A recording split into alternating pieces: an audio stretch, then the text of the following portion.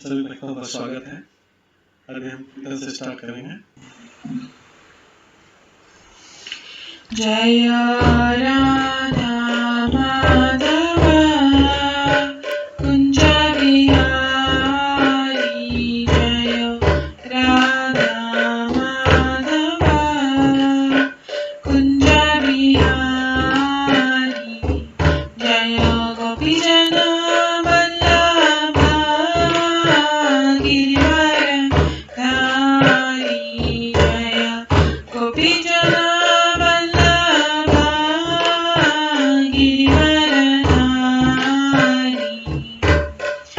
यशोदानन्दन व्रज जनरञ्जन, यशोदानन्दन व्रज जनरञ्जन, यमुनातीरवनचारि, यमुनातीरवनचारि,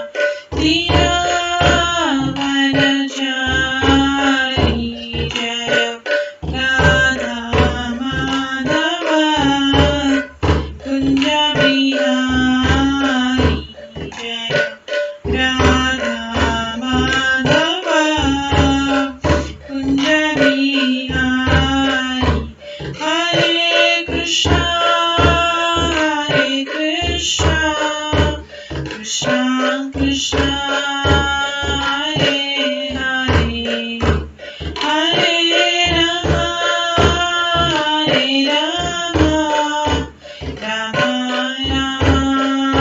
राम हरे हरे, हरे कृष्णा कृष्णा कृष्णा हरे हरे, हरे राम राम राम हरे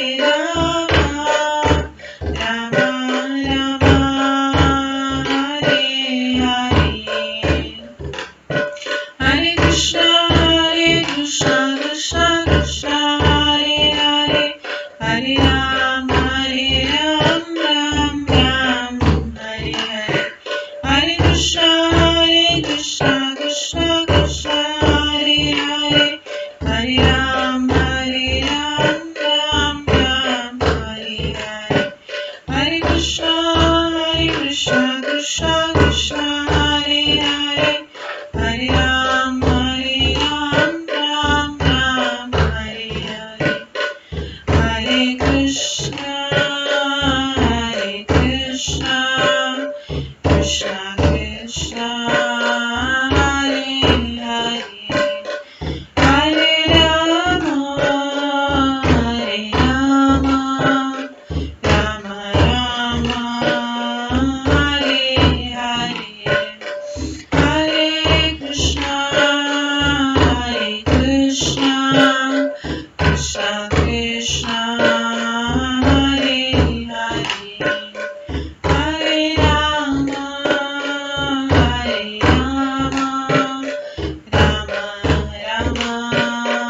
हरे हरे, जय राधा माधव राधा माधव राधे, जय राधा गोविंद राधे, जय गौरनिताय गौरनिताय जय गौरनिताय, जय जय प्रभुपाद प्रभुपाद जय जय प्रभुपाद, जय जय गुरुदेव गुरुदेव गुरुदेव, जय जय गुरुदेव, निताय गौर हरि बोल हरि बोल निताय गौर हरि बोल, गौर प्रेमानंदे हरि हरि बोल। हरे कृष्णा।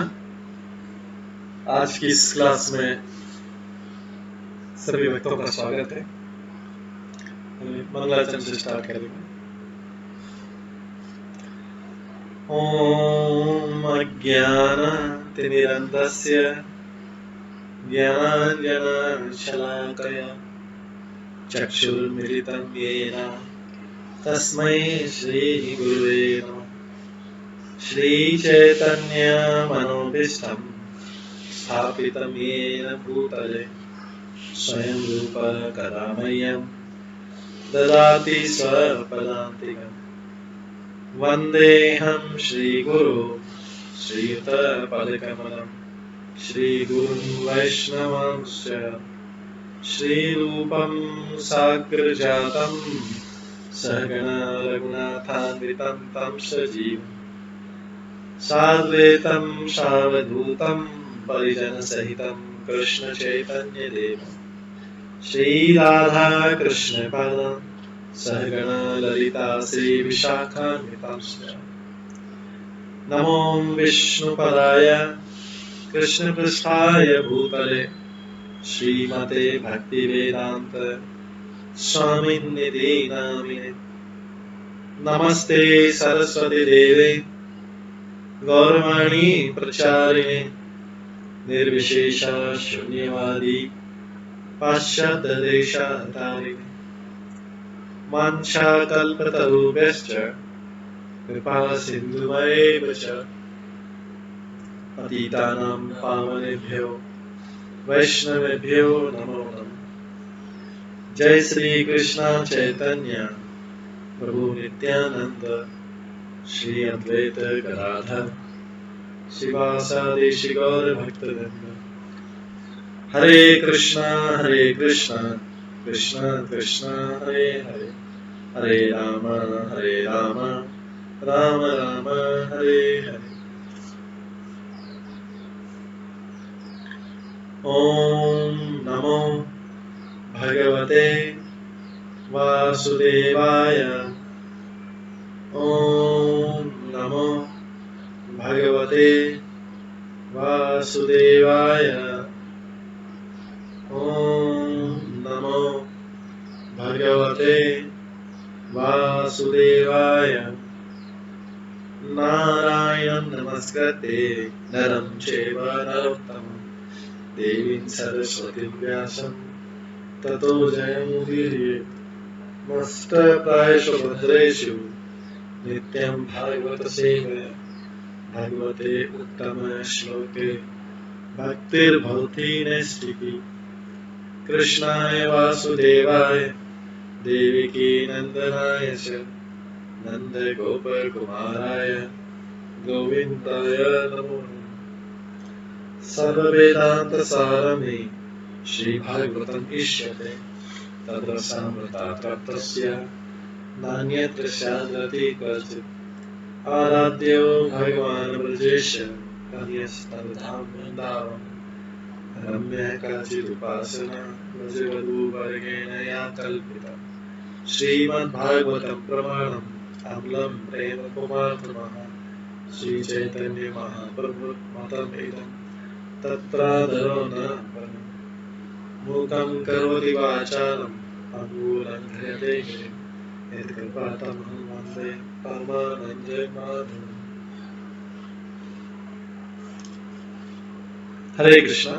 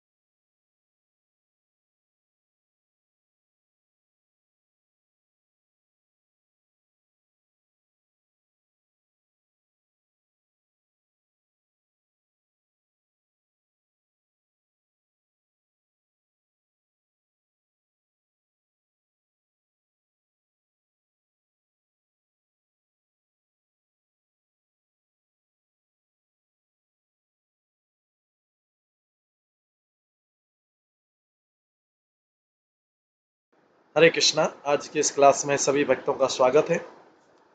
कल हम 7वें स्कंद के साथ श्रीमद् भागवतम के 7वें स्कंद के 7वें अध्याय से श्रवण कर रहे थे। प्रहलाद महाराज ने गर्भ में क्या सीखा। प्रहलाद महाराज ने गर्भ में जो सीखा वो अपने असुर मित्रों को बता रहे हैं।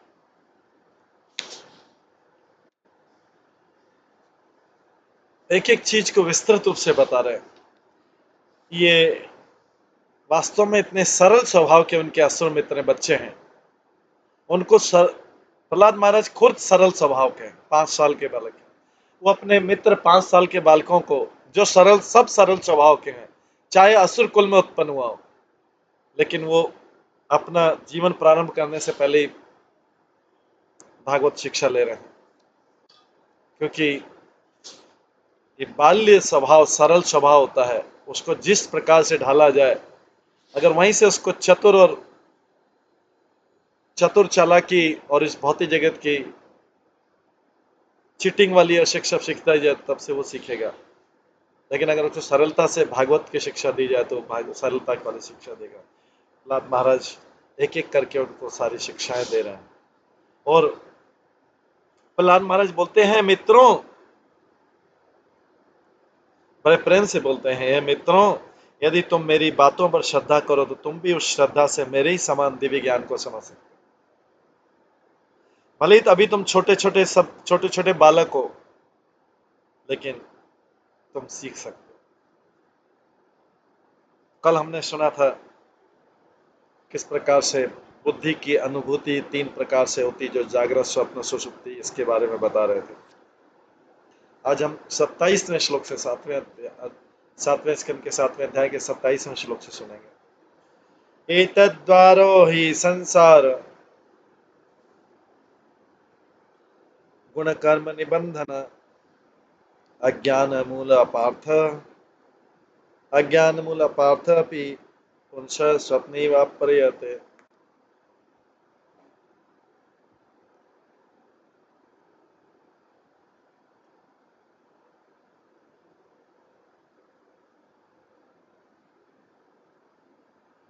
दूषित बुद्धि के कारण मनुष्य को प्रकृति के गुणों के अधीन रहना पड़ता है।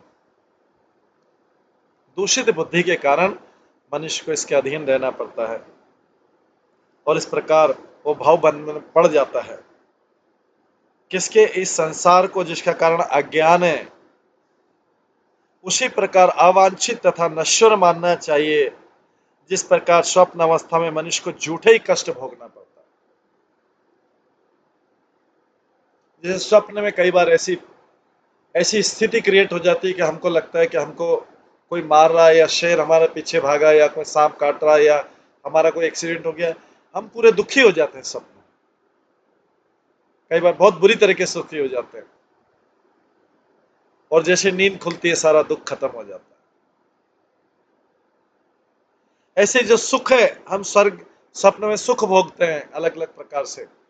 हम यहाँ पे हैं, हम परियों के देश में, यहाँ पे स्वर्ग में, या अच्छा भोजन कर रहे हैं, अच्छे घूम रहे हैं, कहीं ऐसी जगह पे पहुंच गए जो बहुत सुंदर है। तो लेकिन जैसे ही स्वप्न टूटता है, वो सारी चीजें रियलिटी पे आ जाती है, हम वास्तविकता पे आ जाते हैं। लेकिन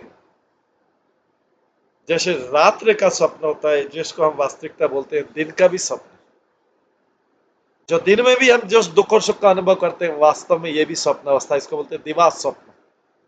एक निशा स्वप्न होता है, रात्रि का स्वप्न होता है, एक दिवा स्वप्न होता है। तो रात्रि का स्वप्न छोटा होता है, रोज कर सकते हैं, लेकिन जो दिवा स्वप्न है, ये जो दिवा स्वप्न है, ये दिन का स्वप्न और लंबा होता है। इसमें भी सुख दुख का अनुभव होता है, लेकिन वो मन को होता है। ये भी वास्तव में स्वप्न अवस्था है। तो क्यों मनुष्य इसमें दूषित बुद्धि के कारण, मनुष्य की कंटामिनेटेड जो इंटेलिजेंस है, दूषित बुद्धि के कारण मनुष्य को प्रकृति के गुणों के अधीन रहना पड़ता है, रजोगुण, सतोगुण, तमोगुण। जब कोई व्यक्ति इनके अधीन कंट्रोल में रहता है, हर व्यक्ति बोलता है स्वतंत्रता, भी स्वतंत्रता दिवस गया, स्वतंत्र बनना चाहता है, लेकिन मूर्ख है। स्वतंत्र तो तीनों गुणों से बंधा हुआ है, कहां से स्वतंत्र? पहले भी भागवतम में आया था, गाड़ी निकालेंगे बाहर तो सिग्नल को फॉलो करना पड़ेगा, टैक्स होना चाहिए, रोड टैक्स होना चाहिए, इंश्योरेंस होना चाहिए, सिग्नल का फॉलो। कहीं कुछ इधर उधर हो गया तो उसी टाइप पुलिस चालान बना देंगे, स्पीड को कंट्रोल करना। इतने सारे साथ में नियमों, एक खाली गाड़ी में 4 नियम लग रहे हैं। बाकी जीवन में इनकम टैक्स से जो बिजनेस करें, जीएसटी ये करें, वो तो पूरा सोचते सोचते सोचते फिर उसको कमाया, फिर उसको सेविंग, फिर उसको कहीं इन्वेस्ट करना है, करना नहीं तो सारा महंगाई के कारण सब बराबर हो जाएगा। तो व्यक्ति तो पूरे सब जगह तो नियम लगे वहां, कहां से स्वतंत्र है? और ऊपर से प्रकृति के 3 गुण, ऊपर से बीमारी, बुढ़ापा, चोरी का भय, इसका भय, शरीर खराब होने का भय। तो दूषित बुद्धि के कारण मनुष्य को प्रकृति की क्यों, ये सारी चीजें क्यों हो रही? क्योंकि हम प्रकृति के गुणों के अधीन है। तो कहां से स्वतंत्र? अगर हम भगवत गीता में एक पिक्चर देखते हैं तो इसमें लिखा है प्रकृति के गुणों के अधीन मतलब 3 रस्सियों से बंधा हुआ आदमी। उसको अगर कोई फ्रीडम समझ रहा है कि मैं स्वतंत्र हूं, तो वो मूर्ख व्यक्ति है। वो 3 चीज से बंधा हुआ ऑलरेडी, उससे जा नहीं सकता इधर उधर, उसी के अंदर प्ले कर रहा है। तो इस संसार की स्वतंत्रता ऐसी है। उसमें भी व्यक्ति फिर अलग अलग संबंधियों से बंधा हुआ है, रिश्ते से बंधा हुआ है। तो ये सब इतने सारे बंधन उसके ऊपर है, और बोलता है मैं स्वतंत्र, I want to become free. Free कहां से होगा? ये तो इनविजिबल, सारे बंधन तो, ये सारी रस्सियां तो इनविजिबल है, दिखाई भी नहीं देती। तो दूषित बुद्धि के कारण मनुष्य को प्रकृति के गुणों के अधीन रहना पड़ता है, मजबूर है, और इस प्रकार वो भाव बंधन में पड़ा रहता है, यहां से निकल नहीं पाता है। सोचा मैं फ्री हूं, फ्री हूं, फ्री हूं, फ्रीडम, लेकिन फ्रीडम मिल नहीं पाती। इस संसार को जिसका कारण अज्ञान है, इस प्रकार उसी प्रकार इसको अवांछित तथा नश्वर मानना चाहिए। अवांछित मतलब अनडिजायरेबल संसार है, इसको व्यक्ति की जरूरत नहीं है, अनवांछित है, नश्वर है और टेम्परेरी भी है। अगर किसी को पता लग जाए टेम्परेरी चीज है, जैसे कोई व्यक्ति कहीं पे होटल में जाके रहे, टेम्परेरी चीज के वो उसको पॉलिश करे और ये फिर करे, ये करे, बोले 2 दिन बाद तो निकलना है। अवांछित और नश्वर फिर भी उसके पीछे कैसे बंधनों का कारण पड़ा है, जिस प्रकार स्वप्न अवस्था में मनुष्य को झूठे कष्ट भोगना पड़ता है।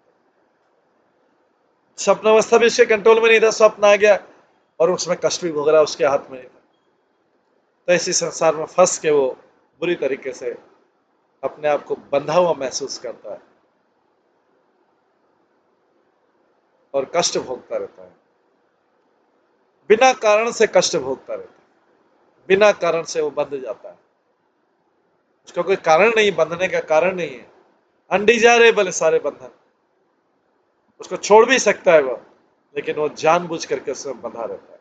जैसे प्रभुपाद बताते हैं, कोई व्यक्ति खंबे को अपनी बाहों में पकड़ ले और जो जो चिल्लाए मुझे मुझे छुड़ाओ, मुझे छुड़ाओ, तो खंबे को तो उसका हाथ छोड़ना है, तो व्यक्ति स्वयं ही बंधा हुआ है। तात्पर्य में प्रभुपाद बोलते हैं इसी प्रहलाद महाराज की, नश्वर जीवन की अवांछित दशा को ये अज्ञान करते हैं। ये अवांछित इसी को अज्ञान करते हैं कि उसको निकलने का रास्ता नहीं समझ में आ रहा है, किस रास्ते से मैं बाहर निकलूं। इसी उसी में दुखी रहता है।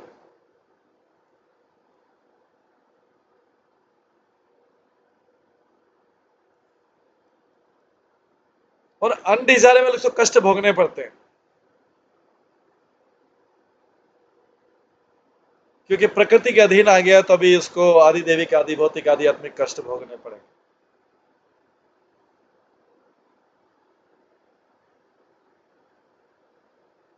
तो मनुष्य आसानी से समझ सकता है कि भौतिक देह नश्वर है, क्योंकि एक निश्चित समय पर सृजित होती है।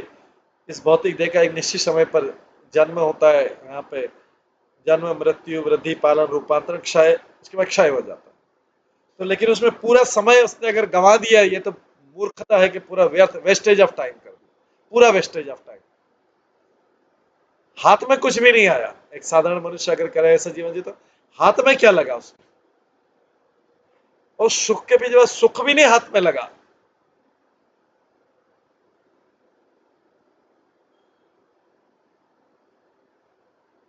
तो मूर्खता का बिजनेस नहीं है जिसमें लॉस ही हो। इस बिजनेस में कितना भी मेहनत कर लो, कितना भी मेहनत कर लो, कितना भी मेहनत कर लो, लॉस का बिजनेस है।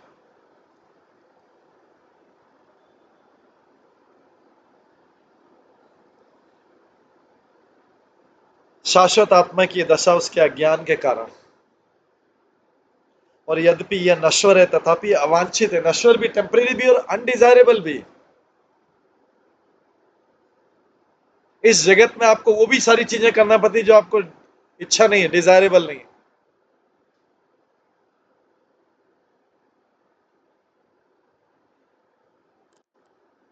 इसमें व्यक्ति को स्वार्थी लोगों को भी अपना मित्र बनाना पड़ता है, स्वार्थी संबंधी को भी अपना संबंधी समझना पड़ता है, कष्ट देने वाले व्यक्ति को भी अपना समझना पड़ता है, शत्रु को भी अपना समझना पड़ता है क्योंकि वो संबंधी है, और सारे कष्ट भी भोगना पड़ता है। किसी और के द्वारा किए गए अपराधों या पापों को भी व्यक्ति को भोगना पड़ता है, चाहे इसमें कोई व्यक्ति स्वयं इन्वॉल्व नहीं हो, स्वयं नहीं हो, तो भी किसी और के कारण उसका दुख ट्रांसफर होता है। ये संसार का माया जाल ऐसा है।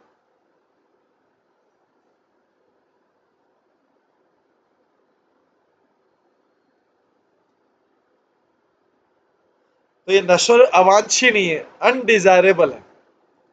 अज्ञान के कारण मनुष्य को एक नश्वर शरीर के बाद दूसरे में रखा जाता है, किंतु आत्मा को ऐसे नश्वर शरीर में प्रविष्ट होने की क्या आवश्यकता नहीं है। वो अपने अज्ञान के कारण या कृष्ण को विस्मृत करने के कारण ऐसा करता है। उसको अज्ञान या कृष्ण को भूल जाने के कारण उसको सारे कष्ट भोगना पड़ता है। अगर वो कोई ऐसा तरीका निकाले कि 24 घंटे कृष्ण को याद रख सके, तो वो उसको वो दुख नहीं उठाने पड़ेंगे जो उसने किए, उस कष्ट को, पाप या वो उसने किए ही नहीं है जो। लेकिन कृष्ण को भूल गया तो उस प्रकृति के तीनों गुणों के अधीन उसको भोगने पड़े। अपने अज्ञान के कारण कृष्ण को विस्मृत करने के कारण ऐसा करता है। तो मानव जीवन में जिसकी बुद्धि विकसित रहती है, जिसकी बुद्धि डेवलप्ड है, उसको चाहिए कि कृष्ण को समझने का प्रयास करते, अपनी भावनाओं को बदले। दूसरे से अपनी भावना नहीं मिला कि स्वयं कृष्ण भावना मत बना ले अपने आप, जिससे उन चीजों का असर नहीं हो।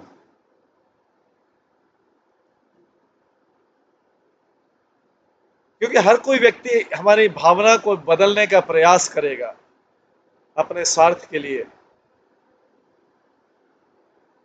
लेकिन अगर कोई कृष्ण भावना में, तो कृष्ण हमारी भावनाओं को पकड़ लेंगे तो कुछ पे कोई प्रभावित नहीं कर सकता।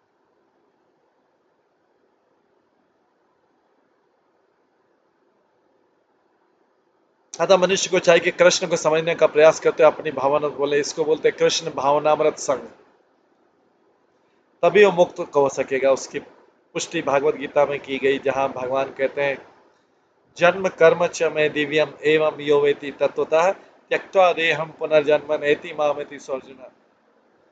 हे अर्जुन, जो मेरे आविर्भाव तथा कर्म की दिव्य प्रकृति को जानता है, वह शरीर को त्यागने के बाद पुनः इस संसार में जन्म नहीं लेता, पूर्व अपितु मेरे नित्य धाम को प्राप्त कर सकता है। इसलिए भगवान के भक्त लोग भगवान के जन्म और कर्म को समझने का प्रयास करते, बार बार सुनने का प्रयास करते।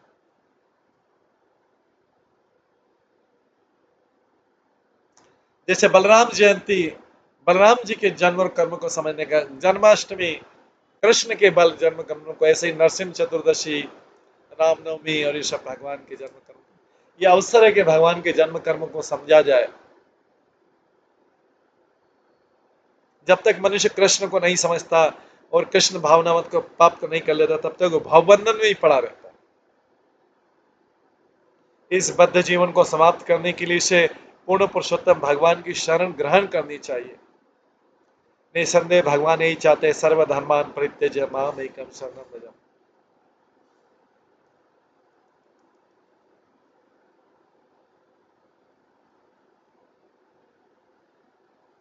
जैसा कि महाराज ऋषभदेव ने उपदेश दिया है,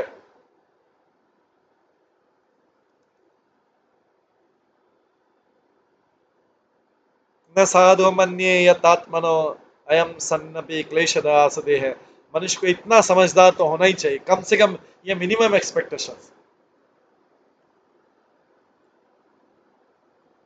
इतना समझदार तो होना चाहिए कि वो समझे कि यद्यपि ये शरीर नश्वर है और बहुत काल तक नहीं रहेगा, किंतु जब तक ये शरीर है तब तक कष्ट भोगना होगा।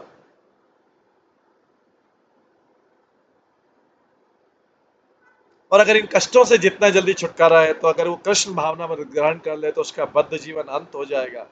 यहीं पे रहते हुए भी, यहाँ पे रहते हुए उसका बद्ध जीवन अंत हो जाएगा, और उसकी मूल भावना जो कृष्ण भावना कहलाती, भावनामत कहलाती, पुनः जागृत हो सकी। जब तक कोई कृष्ण भावना भावित होता है तो समझ सकता है कि भौतिक अस्तित्व चाहे जागृत अवस्था में या स्वप्न अवस्था में हो, स्वप्नवती रहता है, उसका वास्तविक महत्व नहीं रहता।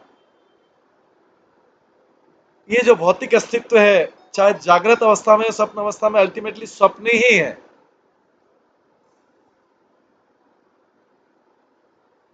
मृत्यु सोने के समान है।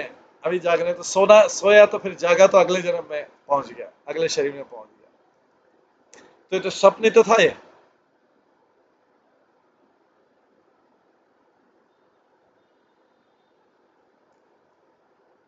यहाँ के सारे संबंधी मित्र जिसके लिए उतने इतने कष्ट उठाए, जिनके लिए अनेक प्रकार के उसने पापों का प्रयत्न किया, जिसके लिए उन्होंने अनेक प्रकार से हिंसा की, उत्पात किया, वो सारे के सारे तो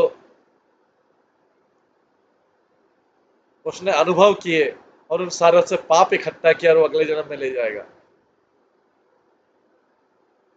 यहाँ पे तो खत्म हो गया उसका जीवन। यह अनुभूति परम भगवान की कृपा से संभव है। तो उसका भौतिक अस्तित्व का कोई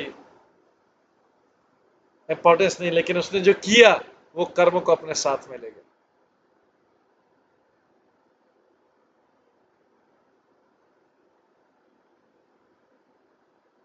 यह अनुभूति परम भगवान की कृपा से संभव है। ये कृपा भागवत गीता के उपदेशों के रूप में उपलब्ध है। ये भगवान की कृपा है। अगर हम भागवत गीता भागवतम को श्रवण करते, कृपा है, ये हमें और कष्टों से बचा रही है।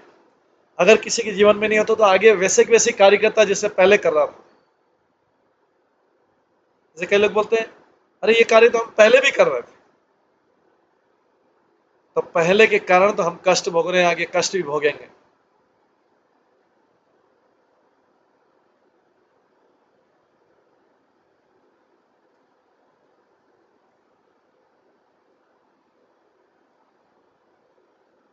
क्योंकि वो संसार को देखता है, संसार तो ये चीज नहीं करता, हम जो करते हैं। उन मूर्खों को पता नहीं कि संसार में हजारों लाखों करोड़ों लोग कितना कष्ट पा रहे हैं, मारे जा रहे हैं।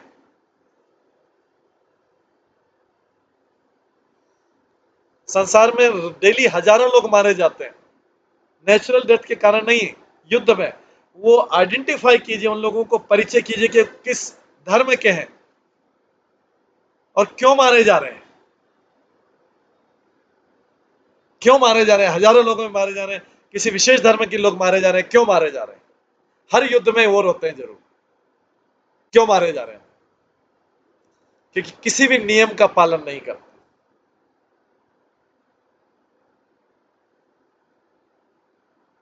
कितनी कष्टप्रद अवस्था में भागना पड़ता है एक देश को छोड़ के दूसरे देश।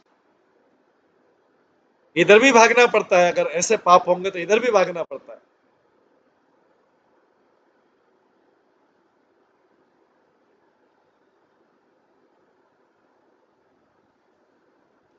अतः हर एक के लिए श्री चैतन्य महाप्रभु का संदेश है कि वो मानव समाज के हर एक मूर्ख व्यक्ति को जागृत करने के कल्याण कार्यों में लग जाए।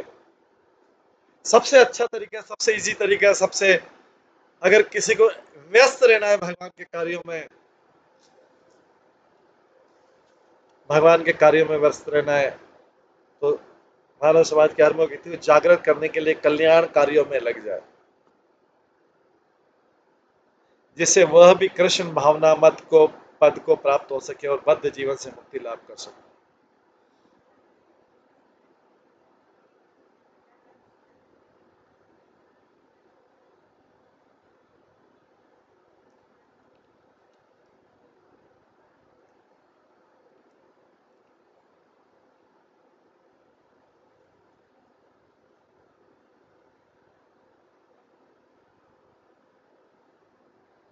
इस संबंध में मध्वाचार्य ने निम्नलिखित श्लोक उद्धृत किए हैं। दुख रूप अपि संसारो बुद्धि पूर्वम वाप्यते यथा स्वप्ने शिरश्छेदम स्वयं कृत्वा आत्मनो वशः।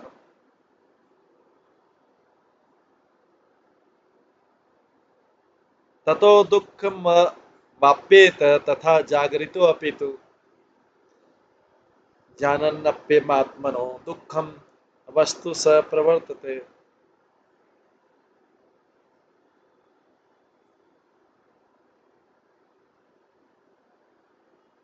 मनुष्य को समझना चाहिए कि भौतिक जीवन दुखों से पूर्ण है। इसे शुद्ध बुद्धि द्वारा ही समझा जा सकता है। जब मनुष्य की बुद्धि शुद्ध होती है तो वह यह समझ सकता है कि अवांछित नश्वर भौतिक जीवन स्वप्न तुल्य है। जिस प्रकार स्वप्न में सिर काटे जाने पर मनुष्य को पीड़ा का अनुभव होता है, उसी प्रकार ज्ञान में वह न केवल स्वप्न में अपितु जागृत अवस्था में भी कष्ट पाता है। पूर्ण पुरुषोत्तम भगवान की कृपा के बिना वह अज्ञान में पड़ा रहता है और नाना प्रकार के भौतिक कष्टों को भोगता है।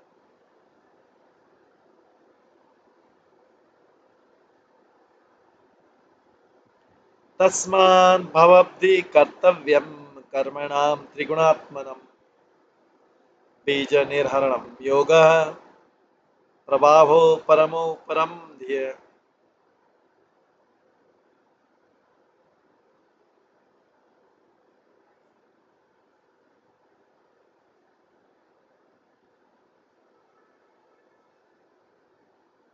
अतः मित्रों है असुर पुत्रों, तुम्हारा कर्तव्य कि कृष्ण भावनामृत को ग्रहण करो।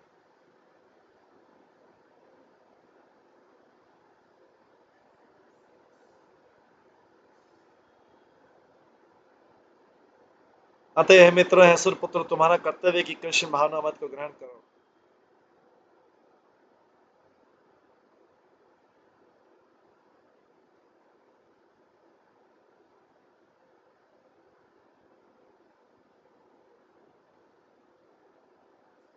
अतः मित्रों असुर पुत्र, तुम्हारा कर्तव्य कि कृष्ण भावनामृत को ग्रहण करो, जो प्रकृति के गुणों द्वारा कृत्रिम रूप से उत्पन्न सकाम कर्म के बीज को जला सकता है और जागृत स्वप्न तथा सुषुप्त अवस्था में बुद्धि के प्रभाव को रोक सकता है। दूसरे शब्द में कृष्ण भावनामृत ग्रहण करने पर मनुष्य का अज्ञान तुरंत विनष्ट हो जाता है।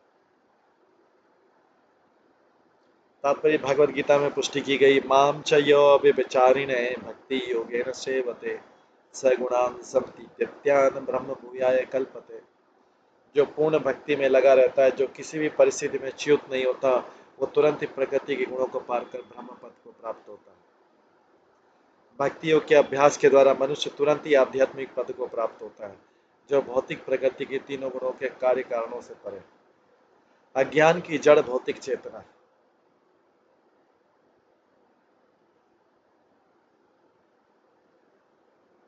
जिसे आध्यात्मिक चेतना या कृष्ण भावनाओं द्वारा काटा जा सकता है। बीज निर्हरणम शब्द भौतिक जीवन के मूल कारण को भस्मसात करने को बताया गया। मैथिली कोश में मोह की परिभाषा उसके फल के रूप में दी गई। योगे पूर्वार्थ संप्राप्त संगति ध्यान युक्ति से, जब कोई अज्ञान के कारण विषम परिस्थिति में फंस जाता है,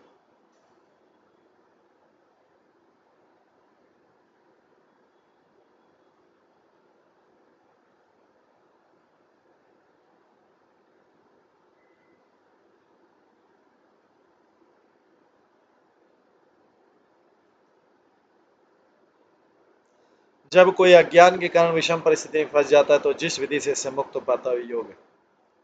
इसे मुक्ति भी कहते हैं। मुक्ति हितान्वथा रूपम स्वरूपेण व्यवस्थित। मुक्ति का अर्थ है अज्ञान या मोह की उस स्थिति का परित्याग जिससे वह अपनी स्वाभाविक स्थिति के विपरीत सोचता है।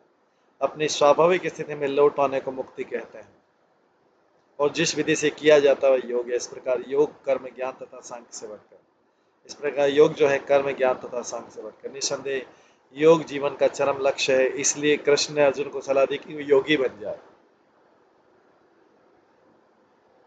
तस्मात योगी भव अर्जुन।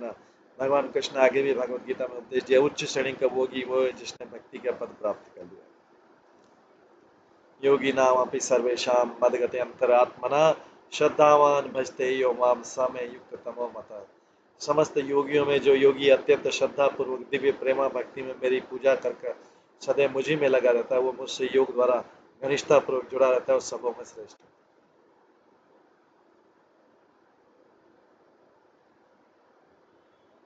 अतः जो व्यक्ति अपने हृदय में कृष्ण का सदैव चिंतन करता है वो सर्वश्रेष्ठ योगी है। इसे सर्वश्रेष्ठ योग प्रणाली का अभ्यास करके भौतिक दशा से मुक्त हो जाता है।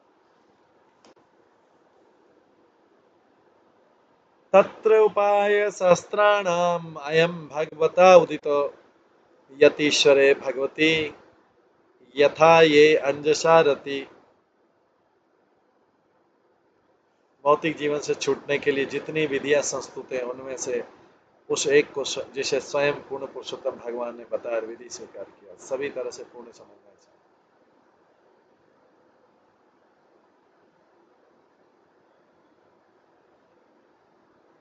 यह विधि कर्तव्य का संपन्न किया जाना जिसमें परमेश्वर के प्रति प्रेम विकसित होता है।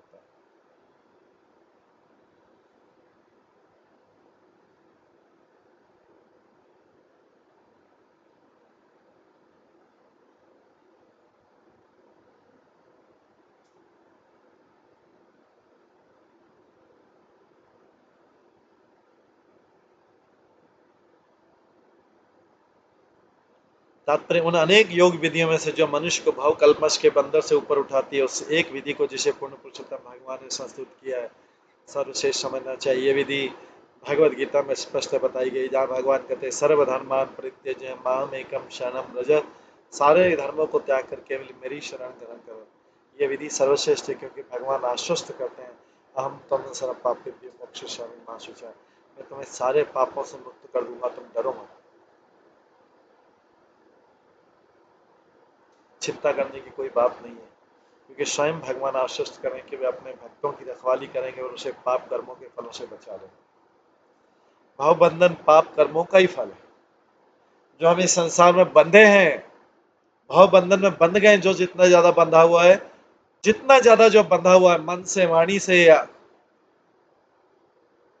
शरीर से, वो उसके पाप कर्मों का फल है। क्योंकि भगवान आश्वस्त करें कि वे सकाम कर्मों के फल को दूर कर देंगे। भगवान बोल रहे हैं मैं ऐसे कर्मों के फल को दूर कर दूंगा, अतः चिंता करने की कोई बात नहीं, लेकिन मेरे को शरण में आ जाओ। सारे संसार के जो लौकिक धर्म है, जो तथाकथित धर्म है, इसको त्याग करके मेरी शरण में आ जाओ। इसलिए आत्मा के रूप में अपनी स्थिति को समझने तथा अपने को भौतिक भक्ति में लगाने की विधि सर्वोत्तम है। संपूर्ण वैदिक कार्यक्रम इसी सिद्धांत पर टिका है और मनुष्य इस वेदों में संस्तुत की गई विधि से समझ सकता है। यस्य देवे परार्भक्त यथा देवे तथा गुरु तस्येते कथितीयार्थ प्रकाशन्ते महात्मना। जो महापुरुष भगवान तथा गुरु दोनों पर गूढ़ श्रद्धा रखते हैं उन्हें वैदिक ज्ञान का सारा आशय स्वतः प्रकट हो जाता है।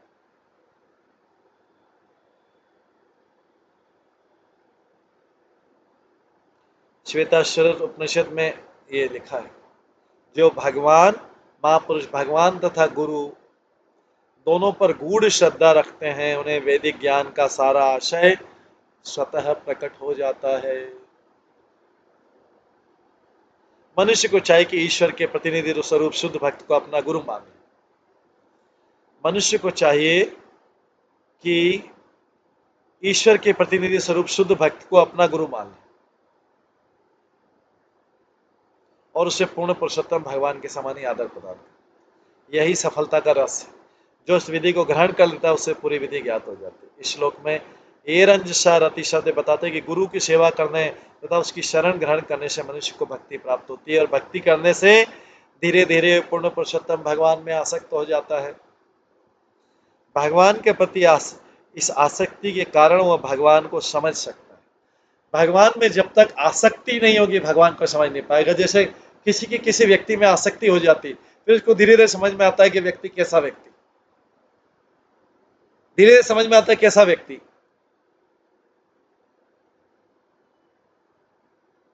उसी प्रकार से भगवान को समझना है तो भगवान में आसक्ति करनी पड़ेगी। दूसरे शब्दों में समझ सकता है कि भगवान की स्थिति क्या है, हमारी स्थिति क्या है और हमारा संबंध क्या है।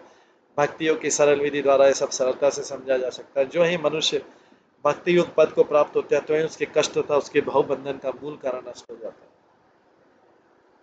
इसकी स्पष्ट व्याख्या अगले श्लोक में की गई जो सफलता के रहस्य को बताता है।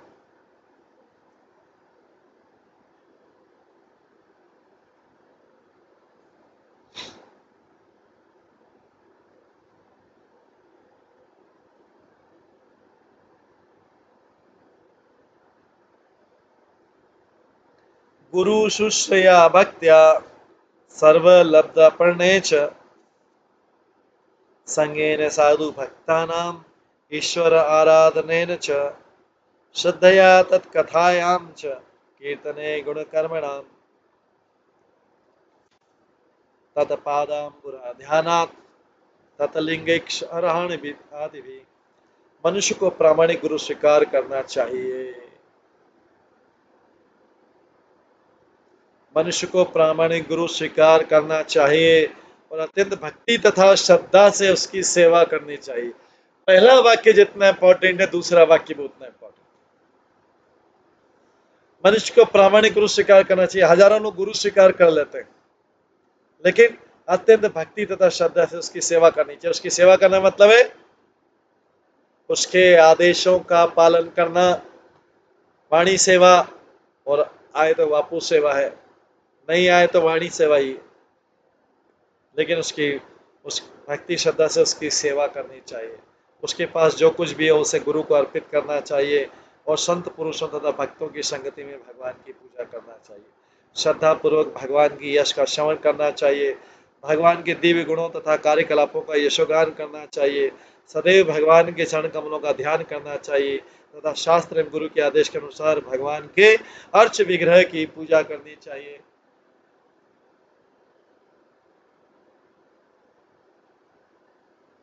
गुरु के आदेश के अनुसार, शास्त्र के आदेश के अनुसार। तात्पर्य पिछले श्लोक में बताया गया, जिस विधि से पूर्ण पुरुषोत्तम भगवान के प्रति प्रेम तथा स्नेह तुरंत बढ़े वह इस भाव बंधन से मुक्त होने के हजारों उपायों में सर्वश्रेष्ठ। कहा गया धर्मस्य तत्व निहितम गुह्यायाम, वास्तव में धर्म के सिद्धांतों का सत्य बहुत कॉन्फिडेंशियल होता है। फिर भी यदि धर्म के नियमों को वास्तव में कोई स्वीकार कर ले तो इसे सरलता से समझा जा सकता है। वैसे दिमाग से समझना, बुद्धि से समझना मुश्किल है, लेकिन कोई अगर इसके सिद्धांतों को स्वीकार कर ले, उसको नियमों को पालन करने लग जाए तो इसे सरलता से समझ सकता है। धर्मम तो साक्षात भगवत प्रणीतम।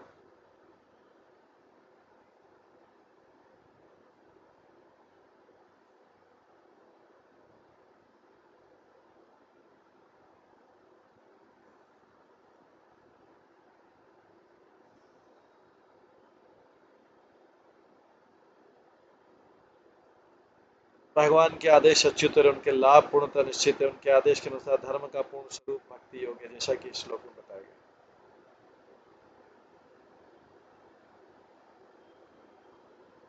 भक्ति योग का अभ्यास करने के पूर्व प्रामाणिक गुरु स्वीकार करना चाहिए।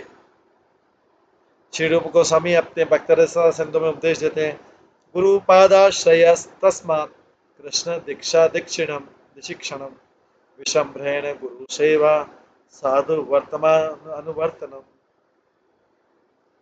सद्धर्म प्रच्छा भोगादित्याद कृष्ण से हेतवे।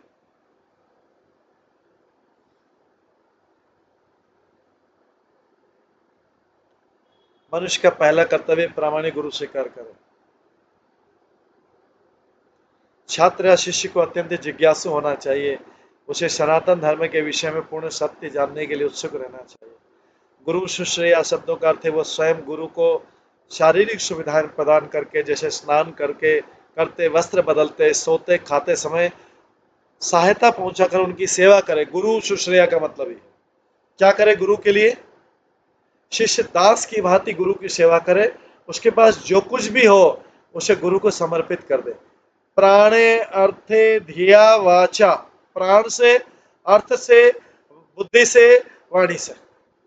प्रत्येक व्यक्ति के पास जीवन, संपत्ति, बुद्धि तथा वाणी होती है।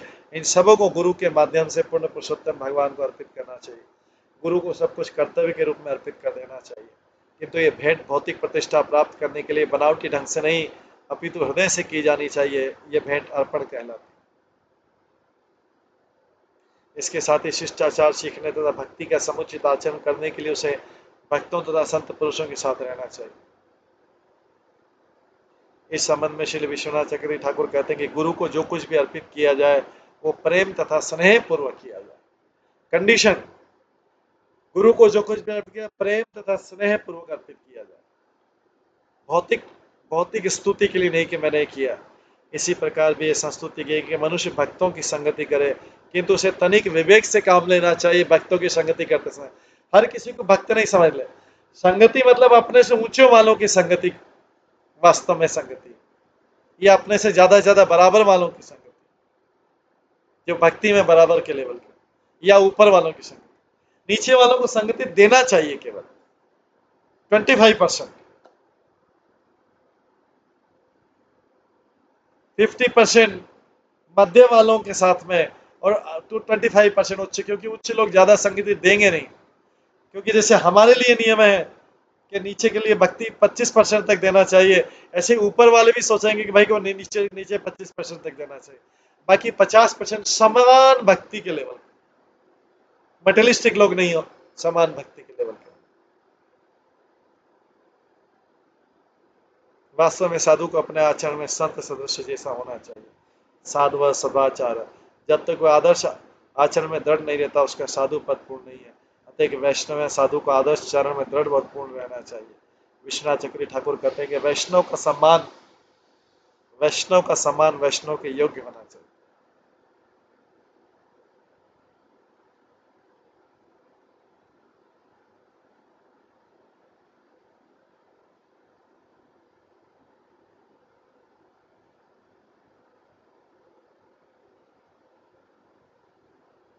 वैष्णव का सम्मान वैष्णव के योग्य होना चाहिए, जिसका अर्थ है उसकी सेवा की जानी चाहिए तथा स्तवन या स्तुति की जानी चाहिए।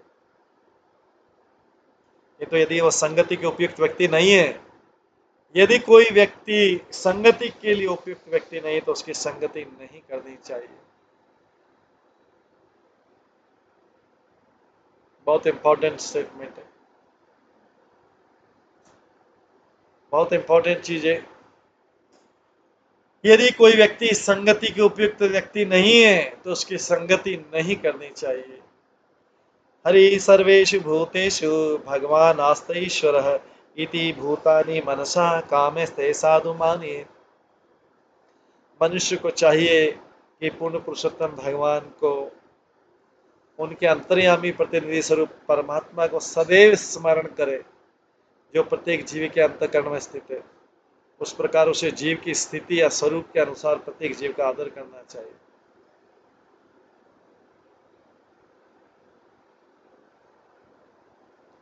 तात्पर्य हरि सर्वेषु भूतेषु, कभी कभी ढोंगी लोग इस कथन को ठीक न समझने के कारण झूठा निष्कर्ष निकालते हैं।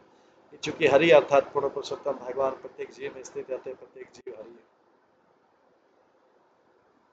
ऐसे मूर्ख लोग प्रत्येक शरीर में स्थित आत्मा तथा परमात्मा में अंतर नहीं कर पाते। आत्मा तो जीव है और परमात्मा पूर्ण पुरुषोत्तम भगवान है, किंतु जीव परमात्मा या परमेश्वर से भिन्न है।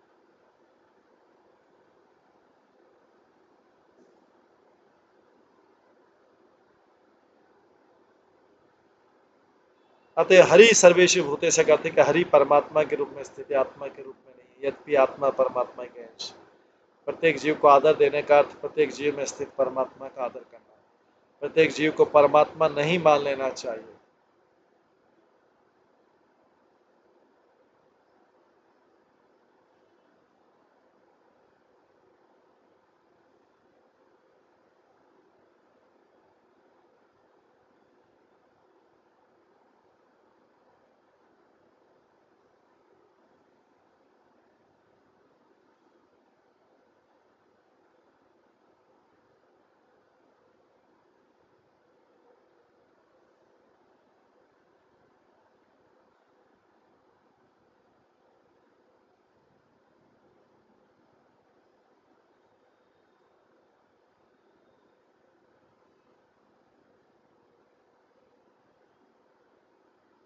प्रत्येक जीव को परमात्मा नहीं मान लेना चाहिए। कभी कभी ढोंगी लोग जीव को दरिद्र नारायण, स्वामी नारायण या नारायण व नारायण जैसे नाम प्रदान करते हैं। हमें स्पष्ट समझ लेना चाहिए कि यद्यपि नारायण प्रत्येक जीव के हृदय में विराजमान है, किंतु जीव कभी नारायण नहीं बन सकता। एवं निर्जता षड्वर्गे क्रियते भक्तीश्वरे वासुदेवे भगवती यया संलभ्ये रति।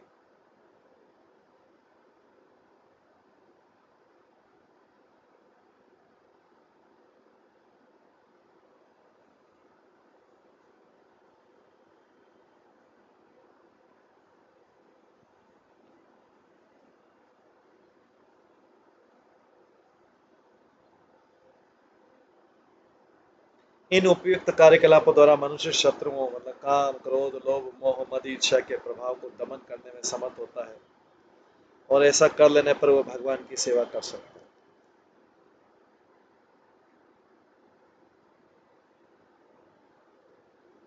इस प्रकार वो पूर्ण पुरुषोत्तम भगवान की प्रेमा भक्ति को निश्चित रूप से प्राप्त कर लेता है।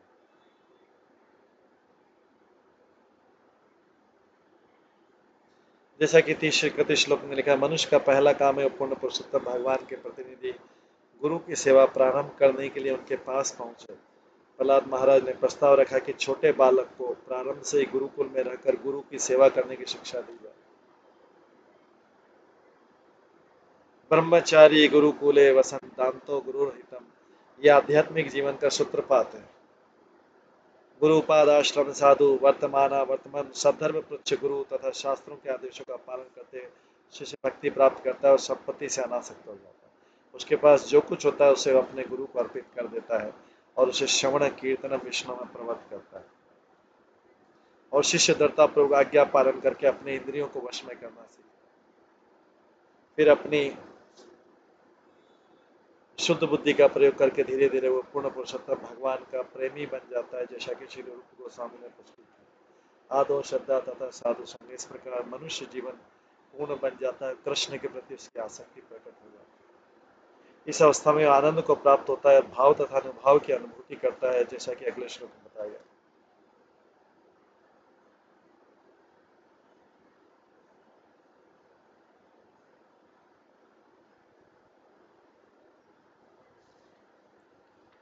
निशम्य कर्माणि गुणान् तुल्यान् वीर्याणि लीलातनुभिः कृतानि यदाति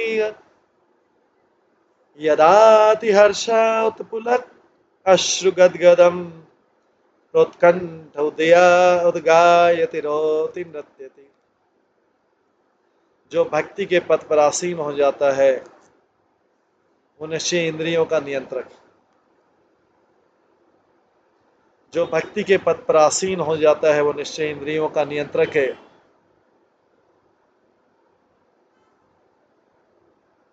और इस तरह वो एक मुक्त पुरुष हो जाता है। जब ऐसा मुक्त पुरुष या शुद्ध भक्त विभिन्न लीलाएं करने के लिए भगवान के अवतारों के दिव्य गुणों तथा कार्यकलापों के विषय में सुनता है तो उसके शरीर में रोमांच आता है, उसकी आंखों में आंसू बहने लगते हैं और आध्यात्मिक अनुभूति के कारण उसकी वाणी अवरुद्ध हो जाती है। कभी कभी वो नाचता है तो कभी कभी जोर से गाता है और कभी कभी रोने लगता है। इस प्रकार वो दिव्य हर्ष को व्यक्त कर सकता है।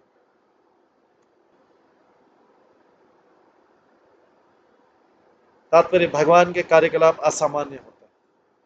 उदाहरण, जब वे रामचंद्र के रूप में प्रकट हुए तो उन्होंने समुद्र पर सेतु बनाने का असामान्य कार्य किया।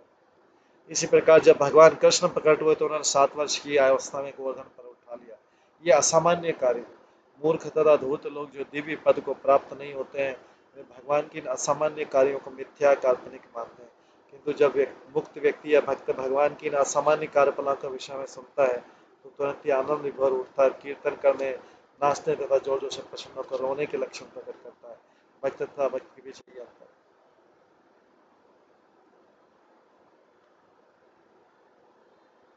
है। यदा ग्रहग्रस्तीव क्वचित् हसति आक्रन्दते ध्यायति वन्दते जनम्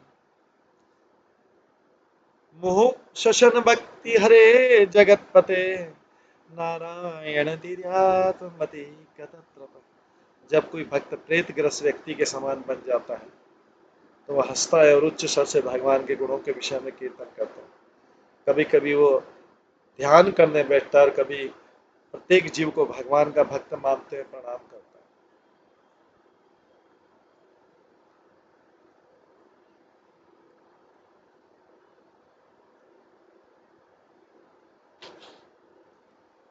लगातार तेज श्वास लेता हुआ सामाजिक शिष्टाचार के प्रति लापरवाह हो जाता है, पागल व्यक्ति की तरह जोर जोर से हरे कृष्ण हे भगवान हे ब्रह्मांड के स्वामी का जोर जोर से उच्चारण करता है।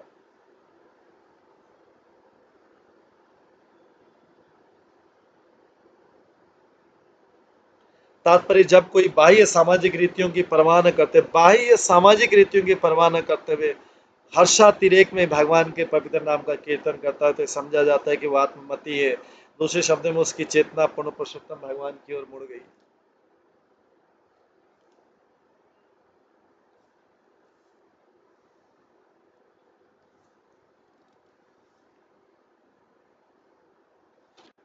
तदा पुमान मुक्त समस्त बंधन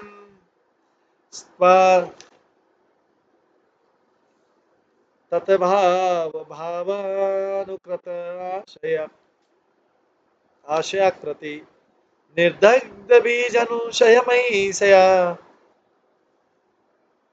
भक्ति प्रयोगेन समेति अधोक्षम।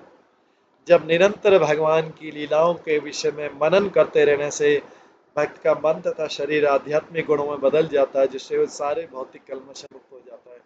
उसकी उत्कट भक्ति के कारण उसका ज्ञान, भौतिक चेतना तथा समस्त प्रकार की भौतिक इच्छाएं जलकर पूर्णतः भस्म हो जाती है। यही वह अवस्था है जब मनुष्य भगवान के चरण कमलों का आश्रय प्राप्त कर सकता है। तात्पर्य जब भक्त पूर्णतः शुद्ध हो जाता है तो वह अन्य अभिलाषिता शून्य बन जाता है।